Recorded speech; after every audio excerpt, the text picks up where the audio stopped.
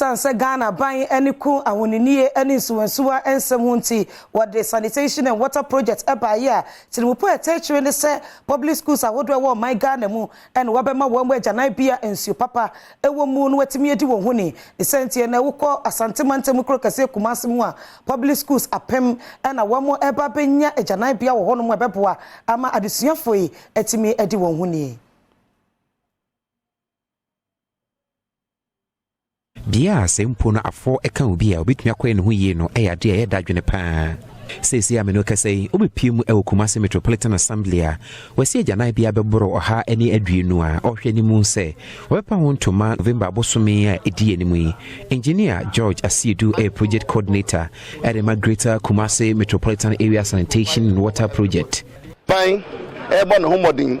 na wabomodin ase school sunu nyina benya agyanabia sanse oman no we are here for na nyina botai de esi eni so SDG 6 no say krobia obibia bebibia o say enya janabia papa na me ya ho disam no ko enim no e wo say by 2013 ye boy homodin eduru sa botai no eyinti ye assessment no na enkran schools bebre ho no mu ni bi enti aban boy ye Gamma project no na ya provide toilet facilities at the schools no ye ba Kumasi no yetimi AC 129 toilet facilities at schools no na enche bia nyame Adom by November no na toilet ni nyina ready ye hand over abamo engineer Siedu eto aso say bia fofra wasisi yade a mpo obi a wadi dem e wo honam akwa bia no ebe ye mmerɛw e de ama no so nipa no bedi dwuma mpo enuane momia nso kwa afikyira eno so e wo bia a wasisi e de amom e wo sabre ni mu. And this at Tindiana, we are baby, a year and one way no, your girl chap,